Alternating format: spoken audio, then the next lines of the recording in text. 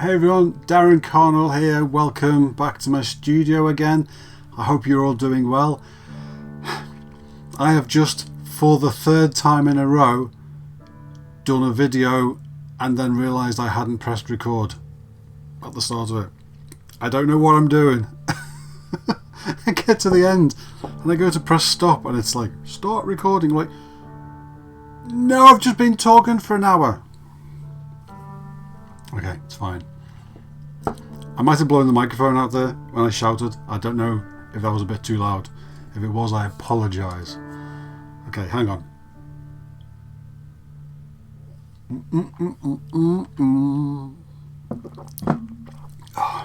Oh my goodness, I've got smudges all over my glasses. No, I'll just have to deal with that. Okay, let's go on with this. Hi, how are you doing? Better than me, I hope. I keep looking down at my screen because I'm checking that it is actually recording, because I don't know if it's either me forgetting to press record, which is entirely possible because I have done stuff like that before, or if it's a problem with the computer and I have been pressing record but it's just been unrecording, you know, it's been cancelling itself out and I don't realise. I'm not sure, so I will probably be looking down there quite a lot just to go, are you recording? And double checking. So welcome to part 3 of the Kylo Ren painting tutorial, the helmet off version of Kylo Ren, not the black and silver helmet, even though that is really interesting to paint. There's a lot of techniques going on just to get that black and silver looking right, but we're not doing that version. We're doing the one where he takes his helmet off and it's all, it's like an advert for shampoo or something. That's the version we're doing, which is good because that's interesting, because it's Adam Driver and he's got an interesting face. So where are we? Part 3. In parts 1 and 2 we did the base layer of the flesh colour, the underneath layer. We did some dry brushing. We did a leather brown, or what would have been leather brown on my old paints, wash over the top. I wasn't entirely happy with the colour of that as it was getting done, because like I said at the beginning of the series, this for me is a lot of experimentation while I figure out how to use these paints by themselves and replace these paints that I used to use. And even though I have bought a load of colours, still some of them I can't match. Now there is a shop apparently about 5 or 10 miles from here that has all of these ones. I can go and match them. I just haven't had the time. We've had family hospital visits and everything to do, so I'm just working from here. It doesn't matter, because even though I wasn't entirely happy with the colour of the brown wash that went on, that brown wash is actually one of the further back layers which get lots of things painted on top of it, so that's fine. I'll still get the same end result. It was just a point where I realised, ooh, that's not quite right. I don't know how to get that right shade that I want. Now, since we last spoke, turn that music down just a little bit. Since we last spoke, I did some experimenting with, I'm looking down here, I've got all my paints down here. I did some experimenting with I've got 6 different shades of brown. This is just to try and get one colour. And the funny thing is, this jar is actually brand new and full of leather brown paint. I could just use that, but I'm trying to do it without using those paints. I'm trying to do it just with Vallejo paints, because those are the ones that you guys can buy. So I did some experimenting with the 6 shades of brown that I've got and various reds and yellows. I thought, I want to find out, how can I make that colour in a way that I can replicate? And you have a look at my palette. This is where I was doing it. See all those different the different shades of brown. One of those, very shiny, one of those is MP leather brown. One of those is the combination that I made, actually quite simply by using mahogany brown and light brown mixed together in equal proportions, roughly, and that gave me a really quite close leather brown. So I'm keeping those two next to each other on the desk So, because for now, if I mix them up, I will forget what I did. Because I didn't write it down, I just was messing around about, oh, that's it. So I'm keeping them together. Once I've done, I don't know, 3 or 4 or 5 different series, I will know exactly what to do because I'll remember it. But for now, it's like, oh, how did I get that leather brown again? So I've done that.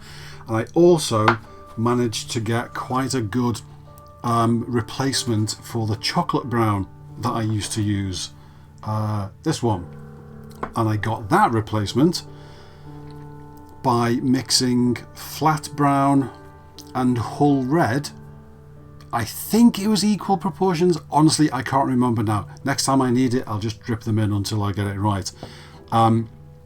It's slightly less chocolatey. It could be a bit warmer, maybe a bit more red, a bit more yellow. But considering I use chocolate brown as either a base layer for leather, which then has lots of things put on top of it, or a base layer for dark brown hair, which then has other things dry brushed on top of it and painted on top, it's actually good enough. It's not that important that it has to match perfectly.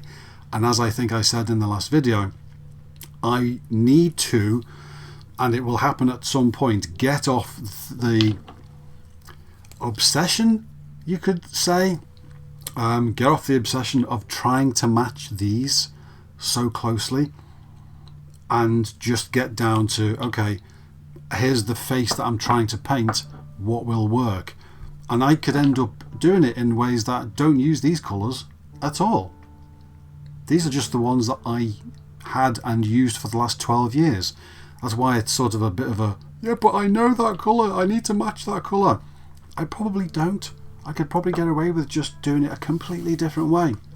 But until I'm comfortable with these new paints, it's probably easier to replicate my old colours and techniques, and then as I use the new paints, maybe I'll go, you know what, instead of mixing those 2 colours to get that one colour, maybe I can just use this 3rd colour and do it by scratch, and it'll be a slightly different shade underneath, but it'll get the same result. And so it's a learning process, and it is, as I'm talking, I'm holding this, and my brain is going, okay, where am I going to put this? I've got no space on my desk. I'm trying to do that as I'm talking, and I'm completely losing track of what I'm doing.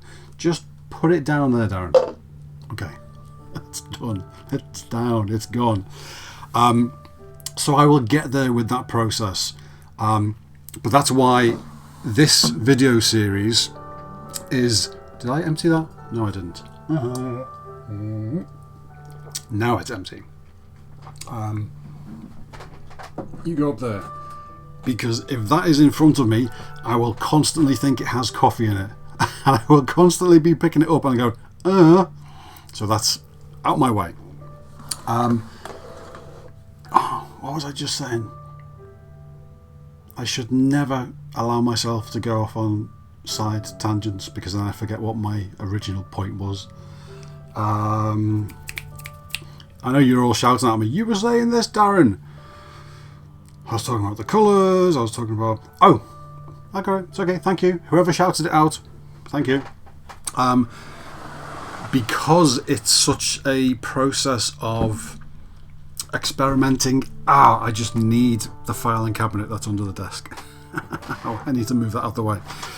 Because it's such a process of experimenting and learning how to mix these colours together to get the thing that I want, and how to use them, because they thin down completely differently to the old paints, and they work different, and I need to go on some forums. I need to find some internet forums of people who use these paints, because some of the colours, they might mix like a brown colour, or just use a brown colour straight from one of the things, put it in, mix it with some water. If I leave it for like a minute while I'm painting something, go back to it, it's separated into like the brownish colour with a bit of orange something on top, and I have to remix it back up. And it's like, my other colours didn't do that. So I need to look into a lot of this stuff. But because it's all very new for me, and because I'm experimenting so much to try and figure out what's the best way to do this, that's why this series is going up first on my Patreon, as all my series do, because they get to see everything I paint or everything that I think is going to be interesting for them.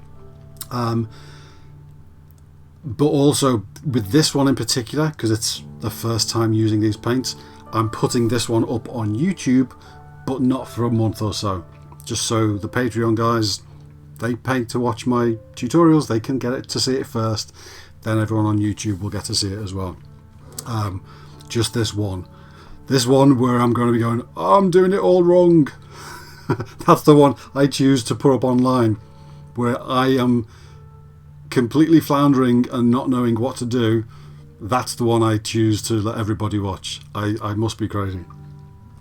Okay, let's get on with this. I will bring the overhead camera in, and we will get started. Now, I was using this camera to...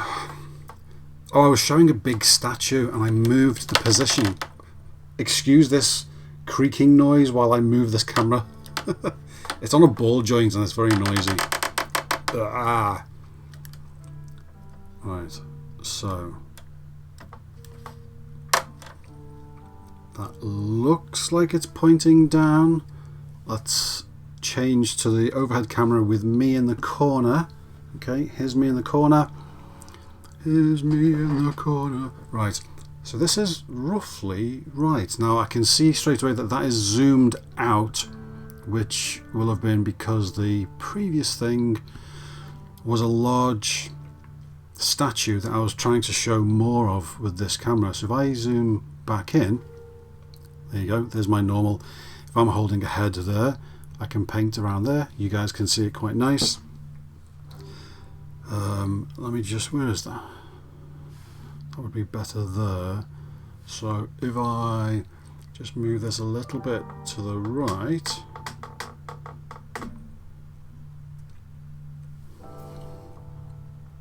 that's perfect. And if I want to hold it up close, I can do that. Yeah, that works. Now if I zoom out just for a second, where's my zoom setting gone? Okay, so here's my desk. If I just pull this board, as you can see, it's a separate board from my desk. For those who don't know, for those who are watching me paint for the first time, I have my desk. That's this colour here. This is my desk. This is actually a, if I can move the camera to the end, see the end there, that's my hand hitting it. So you can see it's a separate piece. It's actually a chopping board. I'm going to slide it forward so you can see it. It's a chopping board that I bought from IKEA. It's a big kitchen chopping board.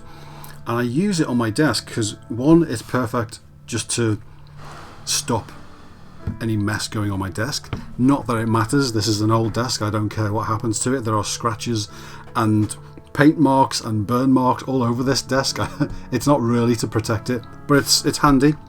But mainly, before I got this, before I started using this, I would have all these things, my paint, my brushes, my paint thinners, my palette and my kitchen roll.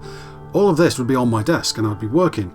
And if I needed to do something different, if I needed to put my keyboard in front of me and do some, correspondence to reply to some commission emails, some client requests, or if I needed to pack up a box or do something different, I would have to sort of grab all of these things and move them off to one side, one by one.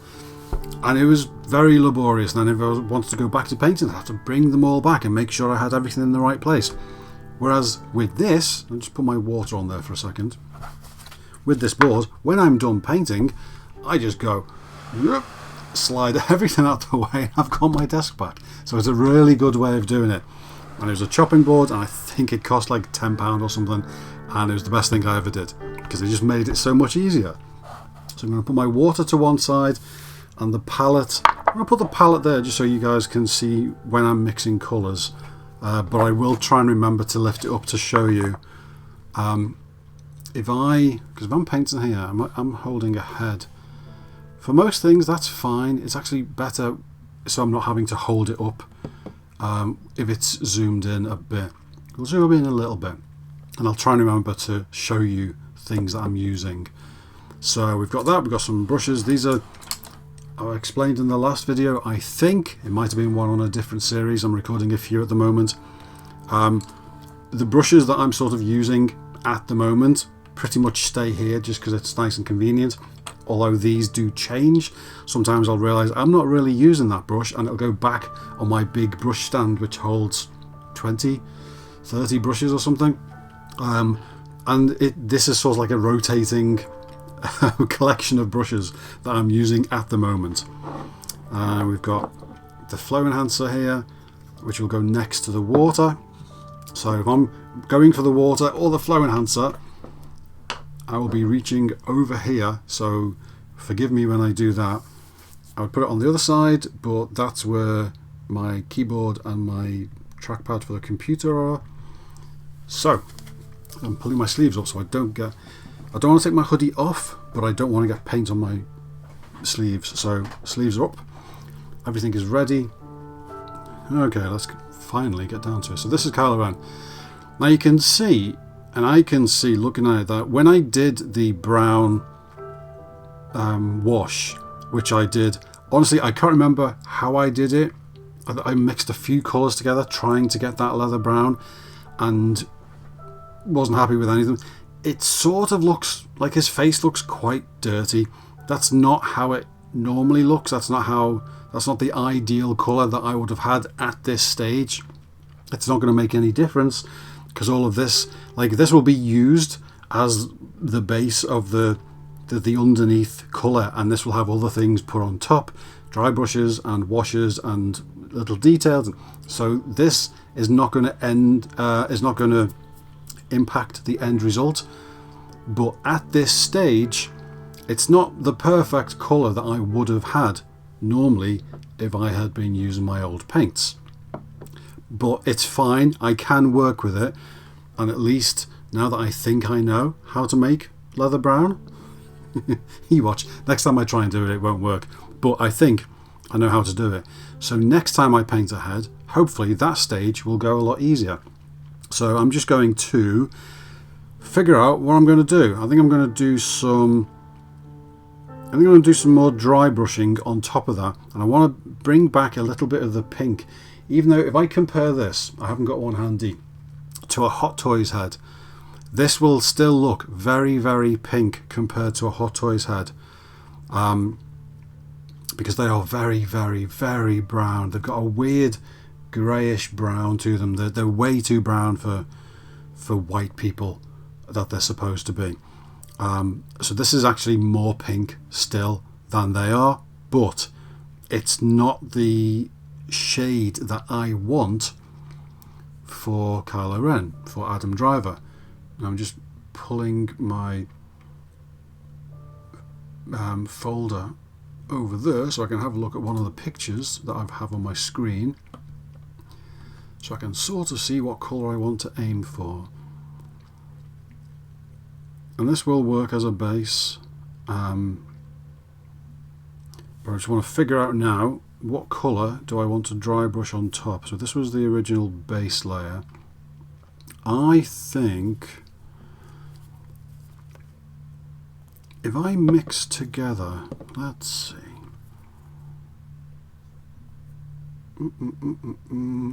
I'm gonna go for, see, this process of learning, I might do things at this stage in a way more complicated way than I actually need to, and I might end up mixing a bunch of colours together when I figure out, 10 commissions down the line, wow, I could have just done that with 2 colours and 2 drops and it would have been done.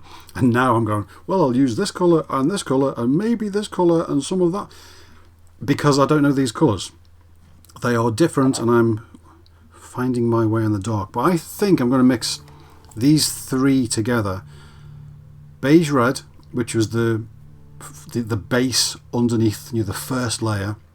I'm going to mix that with a little bit of salmon rose, which is a sort of pinky skin colour, and then light flesh, which is, it's a bit different. It's slightly more pink than the pale flesh that I used to use, which is actually a little bit closer to ivory. In fact, do I mix some ivory in? No, I don't do that yet. I'll see how these go. So I'm going to mix those three. Light flesh, beige red, and what was it called? Salmon rose. I'm going to mix some of them together and see how that goes for some dry brushing. Just giving them a shake. Now I've got one of the things that I was told to do with these little bottles is, because of my old paints, they were like that, and I would just take the lid off, and if I needed to mix them up, I could shake them up because they were quite they're big jars compared to how tall and thin these are, but I would also just be able to stick a thing in and mix them up. Can't do that with these. So what I was told, what it was suggested to me, was you can buy bags of ball bearings that don't rust, and I've got them down there somewhere, and I will pull them out on another video. And you put one in each bottle, so when you go to shake it, can't hear it on that one. Where is it? Here you go, hear that metal. So as you shake it, the metal ball is going, and that's mixing the paint up, which is actually a really useful thing. Now, what I've found, some of these paints are, some of them are much thinner. These ones were a pretty consistent consistency. They were all the same thickness. So I'd open them up and they would all, is this open? Oh, there is open. There you go. Ah. They were all about the same level of gloopiness, to put it in simple terms. So I knew that no matter what colour I was using, I already knew in my head how much water or thinner I wanted to add to it. What I find with these, and I don't know if it's because they come from different sellers or if it's how Vallejo paints are anyway, or if I've just got different batches and I'm getting sort of, you know, slightly faulty or old batches, I've no idea. Some of them quite thick and gloopy and they don't really shake up very well. Some of them are quite thin and watery in comparison. I mean, they're not water, but they're thinner in comparison, and you give them a shake and you can hear the ball rattling around straight away. So they are very different, all of those, very different consistencies, and it's a thing that I'm getting used to still. Where's that? So that's about straight. Yep, that's straight. So that is one of the many things that I'm getting used to. Okay, don't want that one first. Not that it matters, because they're all getting mixed up. Whoa, that's the thing I've realised. Every time I shake it up, even though there's no gas or anything in there, as soon as I take the lid off, a bunch of it squirts out.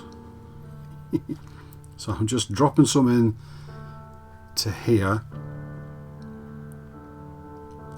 Now, one of the things that I'm struggling with at the moment, or I'm still getting used to, is, so you can hear that one's much more liquid. And I can feel it, shaking around inside. I'm trying to pay attention to how much I'm dropping down, because I sort of don't know what I'm doing yet.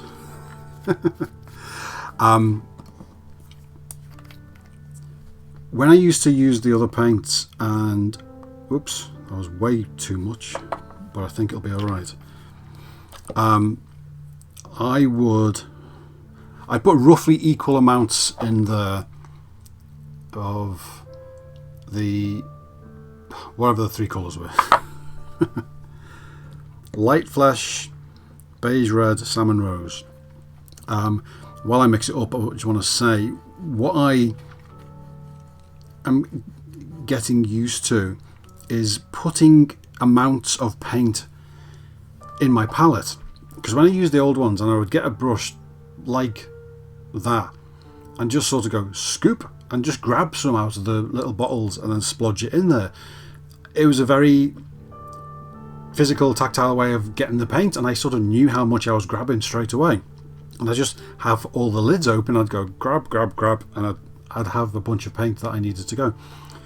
With dropping this down, the act of dropping it out of what feels like a smaller container, even though I don't think it is actually physically any smaller, but it feels like a smaller container, and dropping it out it feels like I'm emptying the entire thing out. So I find that I use much less of it because it feels like I'm using far too much. And then I end up mixing the colour and realise, oh, I actually need way more than that. So I'm getting used to not only how to make the colours, but also how much to put out. Now, that is actually not a bad colour. That's pretty close to what I was after. I'm going to put a little bit more... How am I going to do this? I'm going to put a tiny bit more. Let's see. Let's put some salmon in there. Could have been either one of the colours. I mean, to be honest, I could have put some brown in there. I could have put some red in there. I just wanted to warm it up a little bit more than I had. Now, if I was painting with this, like painting, you know, just splashing it on like a normal layer, I would throw some thinner or something in that, but not necessarily too much because it's actually quite good. But that's not what I'm doing with this. I am doing some dry brushing with this, so I'm going to grab a fairly old messy brush, or one that's been used a lot and has sort of, see how curly it is? It looks like a palm tree or something. That used to be like this. If I turn these around, that's sideways. I mean, even this one's starting to go a little bit, but eventually they go like that, and once they go like that, then they just become messy brushes. And once they become messy brushes, I use them for things like this. I'm going to slide this over here. I've got to make sure I don't lean on that, which is very easy to do. Oh, excuse me. There was a sort of hiccup burp thing there. So I've just taken some of that colour onto the brush. I'm getting rid of most of it. And I find it's actually quite a good way of testing it by putting it on me, because I am skin colour. But it lets me know that there's not too much paint coming off the brush. Now, for now, I'm going to do this at a distance. Normally I will pull my glasses down and look at it much closer. But for now, I'll do it a little bit further away, so you can actually see it better without that, because that's a lot of brown behind it. But that's the colour I'm using, okay? Let me put that to one side. Oh, itchy nose. Do I want that white there? That's actually fine like it is. I've probably let that brush dry now. I'll end up having to get some more on the brush. Because it's most of it is off the brush, I mean, you can already see it going on, but I'm doing this very gently, and there's also not much paint on there, so I'm not filling in all the gaps. I'm trying to do this quite slowly.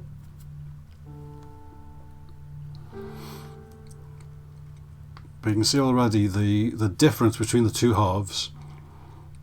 And what we're doing, we are using that colour underneath, even though it wasn't the perfect shade that I was aiming for. It's still a good enough shade that I can work with it.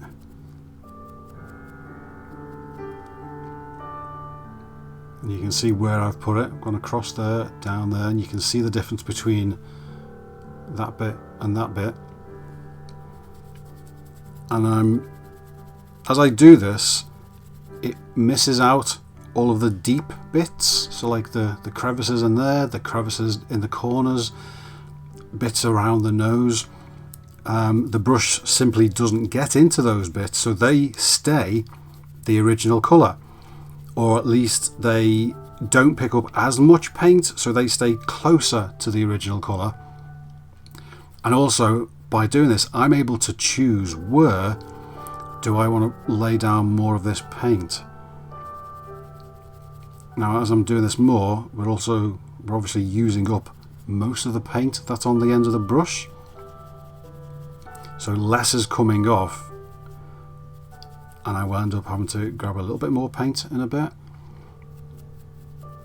So I'm using both my own judgment as to how I think something needs to look, but also looking at the reference picture, I've got essentially got a photo of Kylo Ren up on my screen.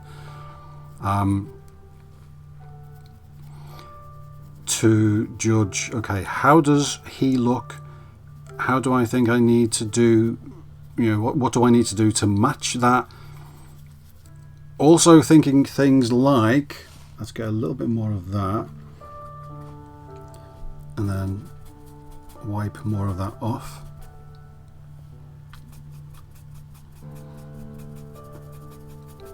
A little bit more. So I'm not only looking at the colour of his skin, the colour of his face, I'm thinking about things like, where does light come from? So light normally comes from above, and it'll come down and hit these bits and hit these bits and hit these bits and these bits, and a lot of it will stay more in shade than other bits. Now, you don't necessarily need to paint like that, and this is a personal judgment. Some people will paint the faces aiming purely for how they physically look. If you were to shine a light straight at them, how would they look? And that's what they aim for.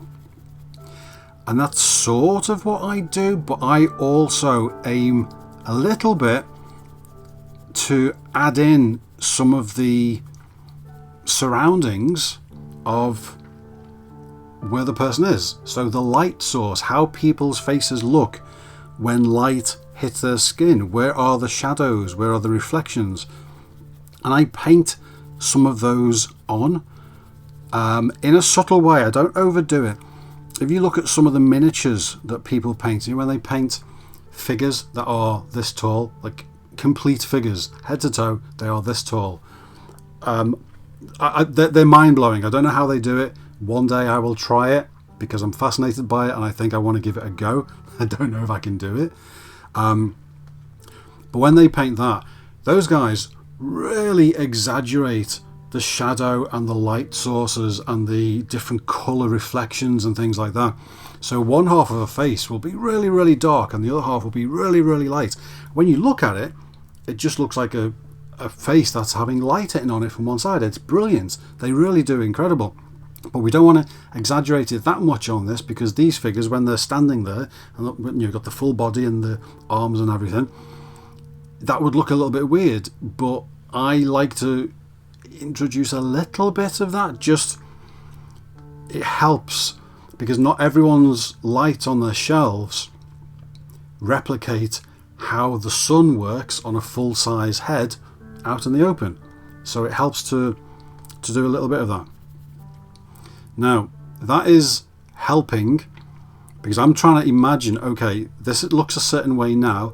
How is this going to look when I have added shading under the eyes and some blush on the cheeks and on the chin and the lip colour and all of those things? I'm trying to take it mentally into the future and imagine what it's going to look like. Now, it still looks quite grey here, even though the colour I'm using is anything but grey. You can see the skin colour there. Because I'm painting it quite thin, I'm just wondering if it's picking up a different colour off the brush as well. But it looks quite grey. Let me have a look at this close up for a second. Give me 1 second. No, it's just a mix of the two. That's fine. I will introduce reds and it will warm it up. So that bottom brown colour worked just fine, and we're going to pick up more of the highlights, more of the shadows as we go through. But for now, that worked out quite well. What I think I might do is do a little bit more of that salmon rose and do another layer. I think I might want to warm that up a little bit more. So I'm going to take some of this. I'm going to, let's see if I can just rinse this brush very quickly, just to try and get because we're using quite dry paint and then we're brushing off most of it, the paint actually dries really quickly on the brush. I don't want that. What I find happens, and I've never been sure if it's from the paint or from the brush, but I know it's happened on usually older heads that I've done, but it might be that when brushes get to a certain age and look like that, even if they're clean, because they're so old, they're not clean, and sometimes when I've done things like what I've just been doing, things have like a bluish tint to them, almost as if it's dirty. And I'm just wondering if, as I've been doing this for the last 12 years, when it gets to that stage, do some of my brushes drop off, like, you know, I mean, it's super subtle, but it's enough for me to notice it while I'm painting. You know, is there actually colour coming off the bristles? I don't know. What I need to use more regularly probably is this stuff, a brush cleaner, which is essentially soap in a container, and you can see I've used it a bit there. And you put water on your brush, you put it in there, you rub it around, and it gets a little bit soapy and it cleans your brushes, but it does it really well. And it was one of those things that I had never considered using before. I didn't even know it existed, and it was brought to my attention. I'm not going to say the person's name because I can't remember if I'm remembering the right person, because a few people have helped me out with things like this, and I don't want to say the person's name in case I get the wrong name, so I'll look it up and then say who did it. But I know two people in my head who, someone's helped me with that, someone's helped me with some other stuff. I'm thinking of two people. So if you're the person who got me that soap, I'm thinking of you. And they brought it to my attention, and I was like, whoa, that's a thing that exists. Because I'd always just been using water. I'd just been, you know, doing it as I'm doing it now. Now the problem is I've just mixed a bit of water in with that, and I didn't really want that. So what I was going to do was initially mix in some of that, what's it called? Salmon rose. It will take me a long time to learn these names. I was going to mix some of that in with the original colour, but now I'm thinking I might just put a little bit on top. I'm going to do this very lightly here because I don't want to do it heavy, but I just want to see how it... That's actually quite good. Now it probably looks weird on the camera. The problem is the light is immediately behind the camera, so the light source is coming. So where's the camera? There's the camera lens. The light source is essentially coming from there straight down, so there are no shadows. It's like when you take a photo of someone's face with a flash, and it always looks completely weird and different to how people look out in the street. It's the same effect. The light really needs to be more over that way, and at some point that's what I'll end up doing. I'll fix it so I can move this light further back, but have the camera coming out on something that I'll build. But for now, I will just make do with the camera where it is, and I will just explain what I'm doing and how things look to me. So I've just taken a tiny amount of that salmon rose colour, and I'm just putting it on the brush. I'm dry brushing it on exactly the same as I did with the previous colour, but I don't want to go over the top with it. I'm just doing a thin covering because it's added a little bit of water to it. It's not quite so dry brushing. It's sort of filling in a little bit more of the shading bits, but it's a bit warmer than the previous stuff, which is quite good. See, that just looks so cold and flat and weird on the camera, but I can, as I tilt it and look at it like that, which you can't see unfortunately. How can I?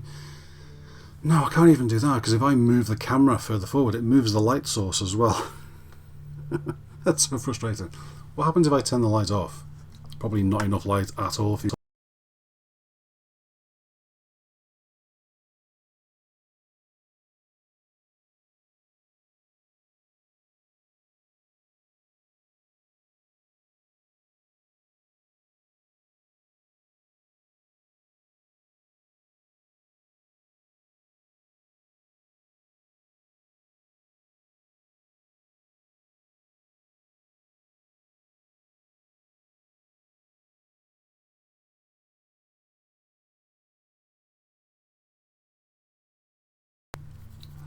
So I'm just going forward and back, adding bits of this salmon colour. What I may do actually is get a different brush. Let's go a smaller brush. So I get a brush like that. I'm going to get some of that salmon. I'm actually going to thin it down with some water, and instead of just dry brushing it on, I'm actually going to paint some thin washes here and there.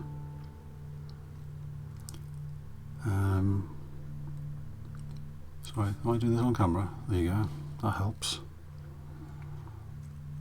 Just to thin it down, but to fill in, because when I'm dry brushing, there's quite heavy skin texture on the sculpt, and so the dry brushing is making it quite bumpy looking, more than I want. You want some texture, but it's actually more than I want it to look. So by taking a small amount of that paint and mixing it in with water and making it like really watered down, really super thin, it's letting me go in and lay down this essentially slightly coloured water, but because it is thinned down, it fills in all the little crevices and the bits of the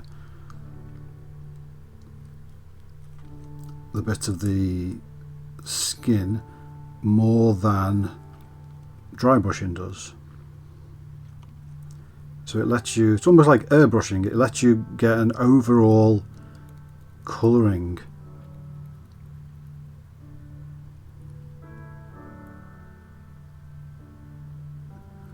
more than the dry brushing does.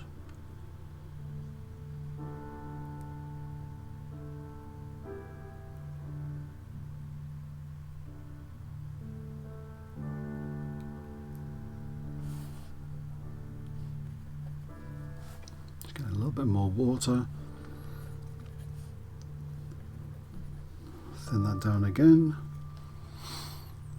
Ba, ba, ba, ba, ba. You see, I can see from the dry brushing, let me zoom this in. Where are we? Camera 1, zoom.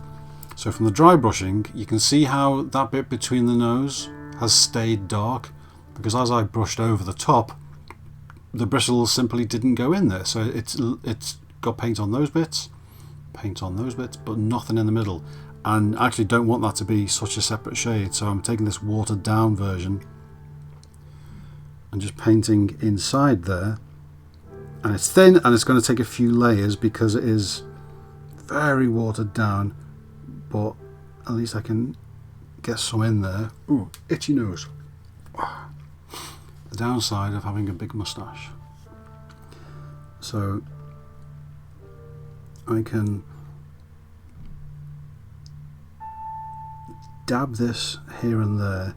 Now we're at the stage now, we've sort of stumbled onto it, where a lot of the work that's being done is just very slow forward and back with colours and shades and stuff, as opposed to specific methods where you go, oh, you get this colour and you do this thing and then all of a sudden you've got it looking right. It's never that simple for a start, but it's it's at the stage now where you'll get a little bit of light and you'll put a bit on, and you'll get a bit of red and you'll put a bit on, and you'll get a bit of brown and you'll put a bit on. And it's just all about finding the bits, because you start off, and look, I've been doing this 12 years, I still get this. You start off and you're painting a thing and you go, oh my god, that looks nothing like it. Oh my god, that colour that I'm putting on, it doesn't make any difference. It's not, why is that not making it look like Adam Driver? And I've been doing this a long time, I still get that.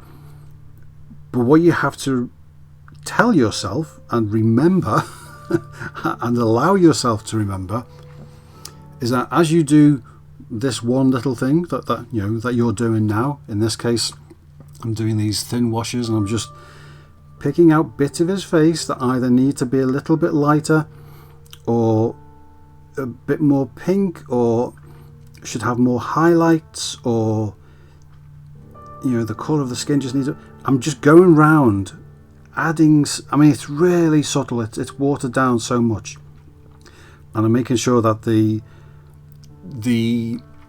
edges of the bits that I'm painting are, you know, nicely blended in, but I'm just slowly adding shades and colours, and yes, it's very subtle. But you do this and then you add a bit of brown and then you add a bit of red and then you add a bit of purple, and over time, by layering it up, before you know it, you've got a face that looks like who you're trying to look like.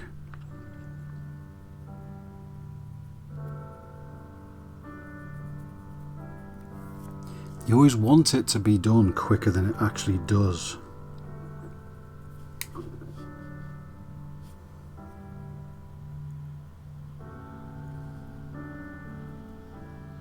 But it gets there. It always gets there.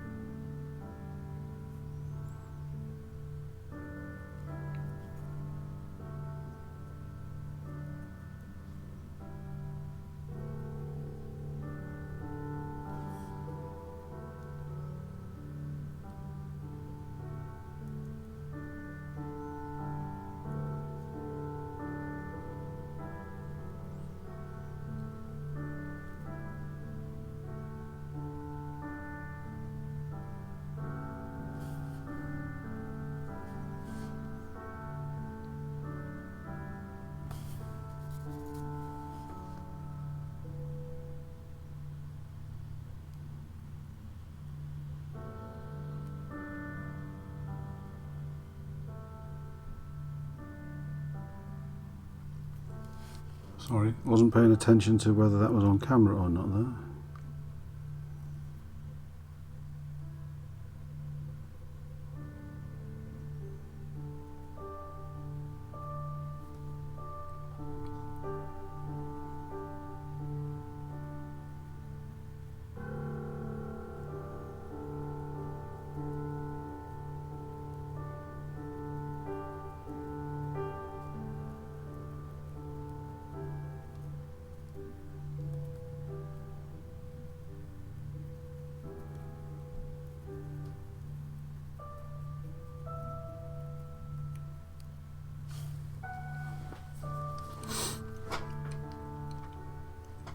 Very good, we are getting there.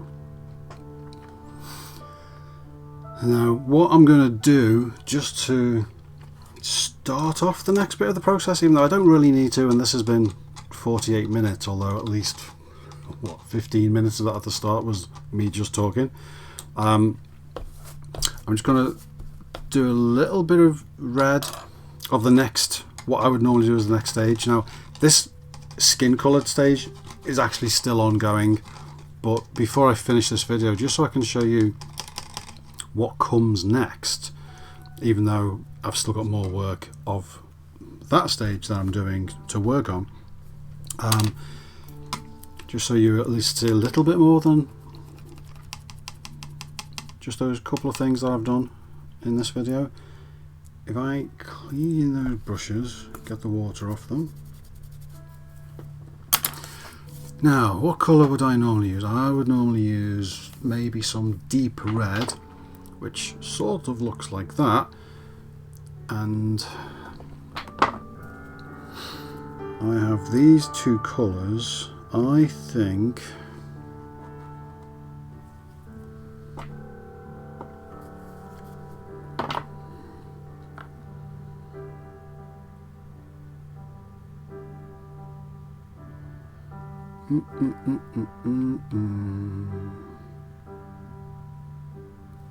okay, let me try.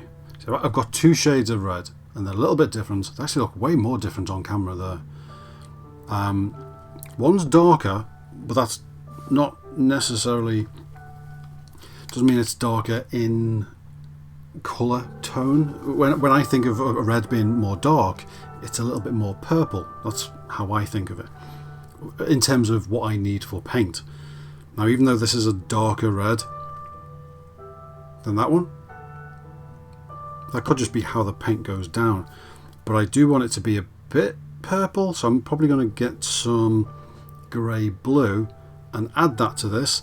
And it could be, and I will at some stage of the paint, that I could use either of these with this and it will provide something that I need. But I'm just trying to think, well, what do I want to use right now at this stage? And I think I'm going to get just a little bit of this flat red, put a drop in there. Whoa, there's loads coming out. It's like it's pressurized. Stop coming out. Stop it. Okay, there you go. That was way more than I needed. See, you can hear that one. That's way more liquidy. For some reason, that blue-grey, much thinner than that beige red. I don't know if that's normal or just the ones that I've got. Okay, so let's get some of this grey blue, just put a little bit in there. I actually don't know how much I need. There. Stop coming out.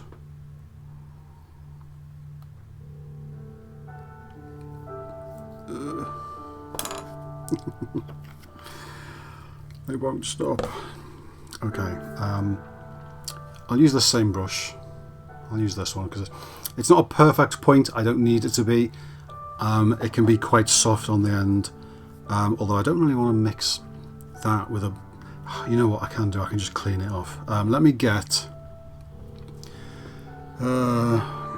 use some flow enhancer for this, because I want this purple, I want this red to be quite purpley. That's actually not bad to start with. You can see the red colour at the top there, that's the red, and we added some of that colour there, and we've got that colour, which is sort of a bit purple. And that's sort of what we need. It's going to be more red over time eventually, but just for now, to start with the, I'm just throwing in a load of water because it's actually way thicker than I need it to be. To start with the shading that I'm doing, it will do. And I also want it to be more brown, like more suntanned, and I want it to be more red, more blood vessel-y. But for now, that will happen with different layers. For now, this will do. So I'm getting some of that. Oh, it's very, even with that, even though I've put a load of water in there, it's still quite thick. I want it to be very thin and watery. Too much. How much water is it going to take? Let's put some over here. We'll get a little bit of the purple and chuck a load of water on there. Chuck some flow enhancer just to smooth out and get a little bit. And I want this to be very, very thin. See, this is where it's going to be experimenting in comparison to my old paint, because they will go down a different thickness than the new ones. Sometimes they will be a bit more like a thin glaze, and different ones will go on and there'll be quite thick paint that's going down, and that is what I'm having to get used to, because it's all very different.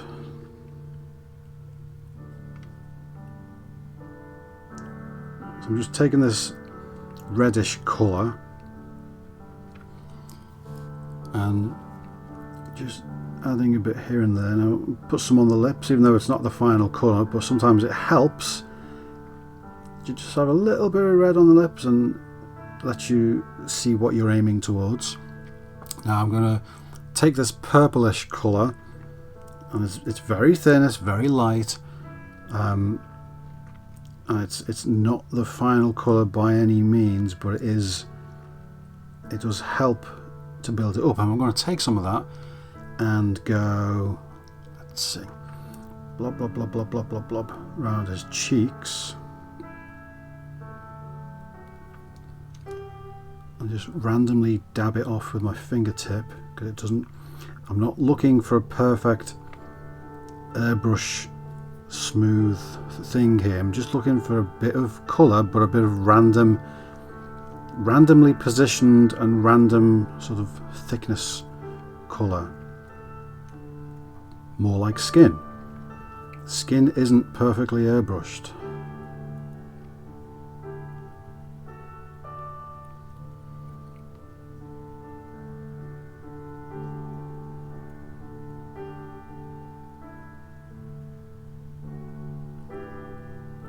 Sorry, I didn't even look if I was doing that on camera there. I apologise if I wasn't. Now there's hardly anything on the brush at this stage. It's just a bit of water with a tiny bit of that red colour in. But it's enough. I'm going to put a little bit up here in the gap between the hair and the skin. And when I do that, it helps. That is where some people will airbrush a thin misty line of the hair colour to help blend the skin into the hair colour. And because I don't do an airbrush, I use, gotta remember when I need to hold this thing.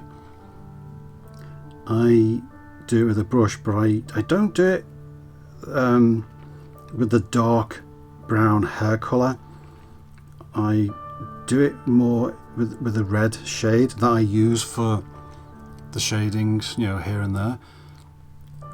And I don't know, I just always prefer that.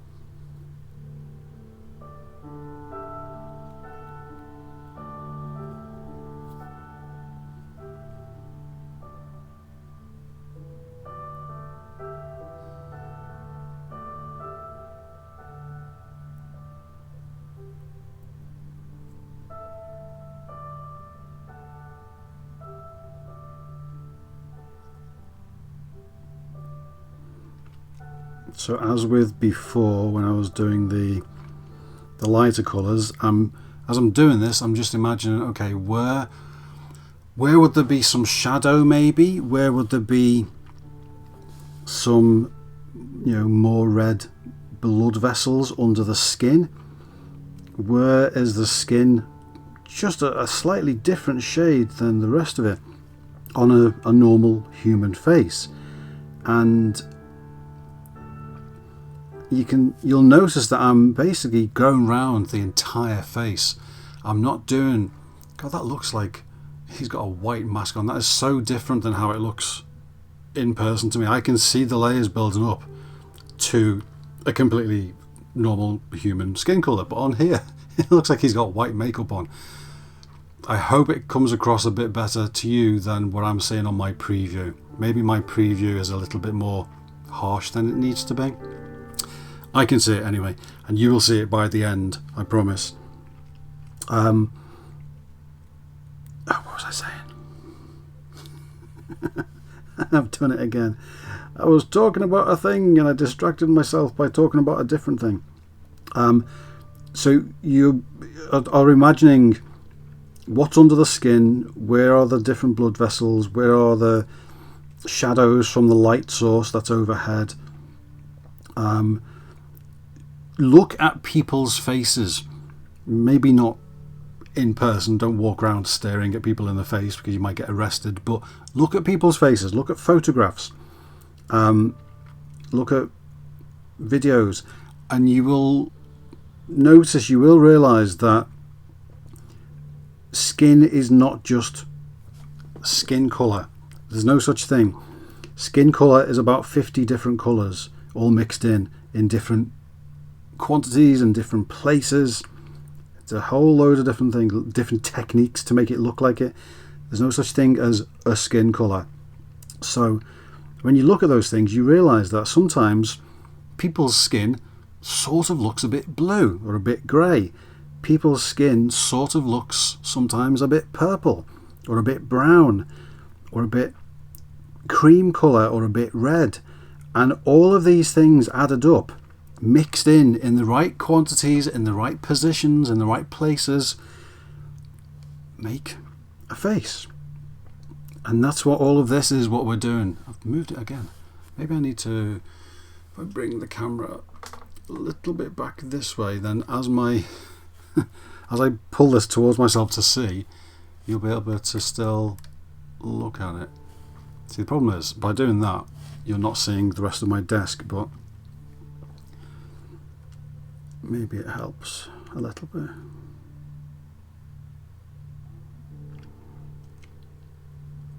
See, on these bits, I'm just doing the curl there of the round bit of the nose, because those are often quite red in colour because of the blood vessels and stuff, but also it helps look with the, separate it with shadow. The front of a nose is quite often a little bit red, as is the bridge, but it also is lighter, so you have to be, it's a balancing act between making it have some colour on it but also making it paler at the same time. In there we're going to add some browns and stuff in there eventually, but we're just adding some shadow in there. There's red blood vessels under the eye, so we put some of that in there and around, and that turns into shadow which goes off to the side. Same thing there, get some of that turns off to shadow off over to the side. Let's get some of the colour and just throw a little bit more. Now that's dried out a little bit. Get some of that purple.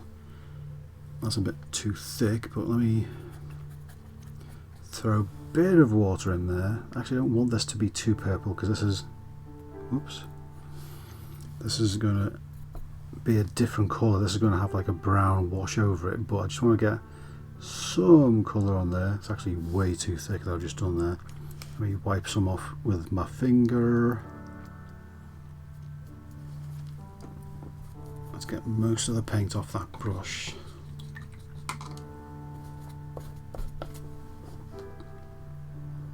Just thin that down there.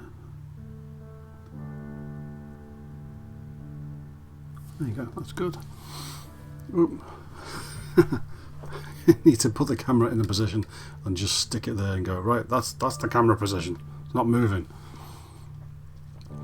Now, just with those bits, even though it's not the final colours, you're starting to see the shadow around the eye and under the eyelashes, the eyebrows, the shading under his eyes, the red blush on the end of his nose, the bits around the cheeks, it's all starting to add up and take you towards being a realistic human face. Now, it's not just a case of finding a skin colour and painting it on. That's never, you will never get a realistic face like that. I know some people, I'm just going to put that down for 1 second while I clean this brush. I know some people, in fact, you know what, let me flick back over to that and get this out of the way. I know some people when they do faces, and this is quite close to how companies do them when they are painting, 3,000 heads or something. They do it in such a way that they start off with a particular colour. It's usually the colour of the plastic. I'm sure I just got paint on myself. I can feel paint, but I don't know where it is.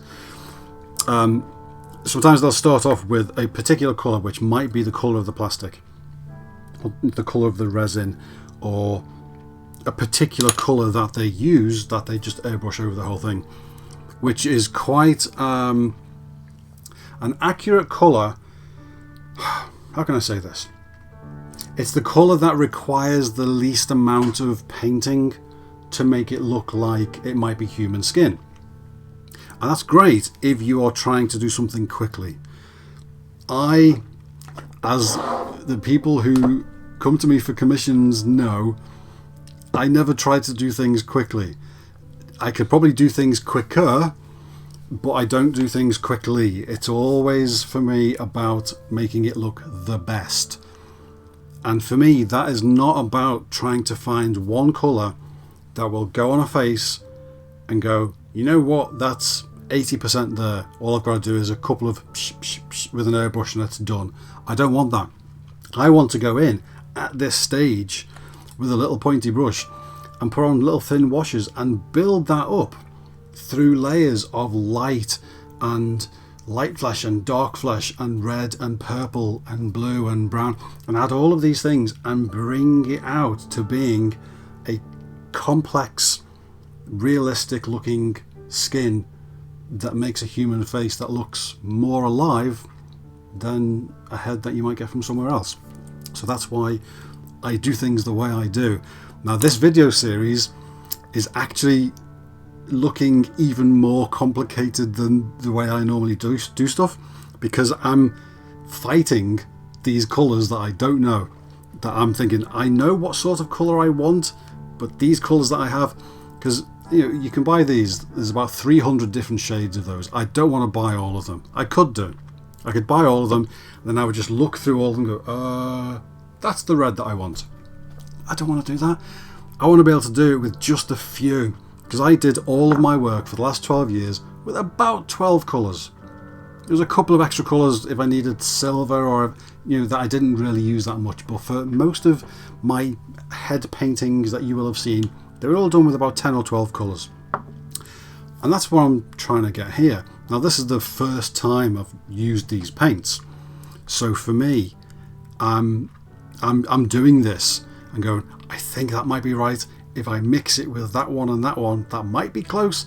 And then I'm also realising, oh well, those ones are much thicker than the paints I use. I need to add more water. It's all very experimental.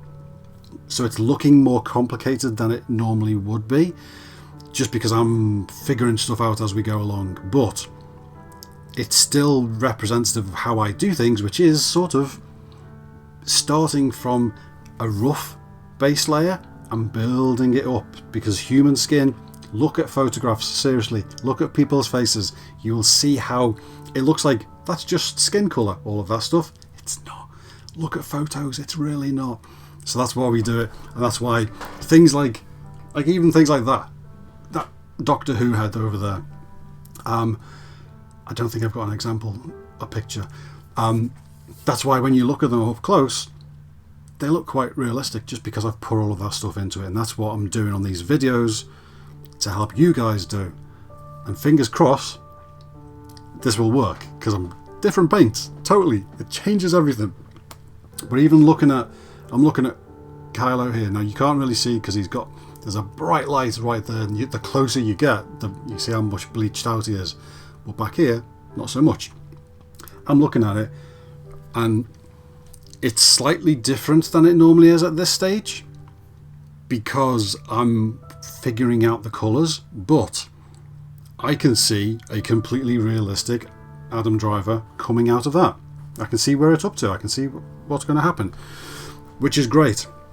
So I'm going to put this is my new super high-tech system of making sure I don't have bits of dust and bits of microscopic hair and dust and stuff floating around sticking to my head. Plastic cup on top of the head, like that, and that just sits there on my desk and keeps all my heads ready for next time. So that's an hour and 10 minutes. That was way longer than I wanted it to be. I apologise for that. This video, normally they are between half an hour and an hour, normally. This series is a little bit different because I'm figuring stuff out, so you can watch this especially if you're on YouTube watching this and you don't know my tutorials normally, you can watch this to see how I do things and to see how you might be able to do things, and also just to watch a flat plastic head turn into a realistic looking person. But you can take it as a rough example of how things normally are, but they're normally a bit better. That's the best way I'm going to say it. But it is going to get the same result, which is good. So I am going to go. I'm also very thirsty, and I'm glad I put that over there because I was about to reach for coffee again. I told you I needed to put that over there. I'm going to go and get a coffee and then do some more painting. Thanks for sticking with me through that longer video than I thought it was going to be. But I'm glad I did that bit of red, purple at the end, because it just started to bring out all the shades and the shadows and stuff that we're going to be adding in. And it was good to see it, and for me to look at it and go, yeah, that's going to work. That's what I needed. I wanted to show you what comes next, even though there's still more to do, but I also wanted to see for myself, yeah, you know what, those base layers are actually going to work. It's going to be fine. Sometimes I just need to know that. It's going to be fine, Darren. Right, take care everyone. Have a good evening, have a good day, night, weekday, weekend, wherever you are watching this. I will see you next time. We will come back on part, what was this, 3? We'll come back on part 4 and we'll do, I don't know what we'll do. We'll do something else. We'll randomly pick a thing and we'll do it. We might do more of what we were doing there, where we were just having some colours and randomly going over all of the head and going, oh, let's do a bit there, oh, let's do a bit there, and just, because that's quite often when the best stuff happens, and it's certainly the most satisfying because you're sort of doing bits of everything all over, and it just comes out and ends up being more realistic at the end of it. It's brilliant. So we'll do some of that. I'm looking down on my screen here just to get my cursor in the right place. I really need a set of those buttons that you can just program to have things, and I just go click like a TV studio, and I just push a button and the thing happens. At the moment it's like, I'm going, where's my cursor? Oh, I've got to get that in the right place. Okay. See you soon, guys. See you on the next part. Take care. Bye.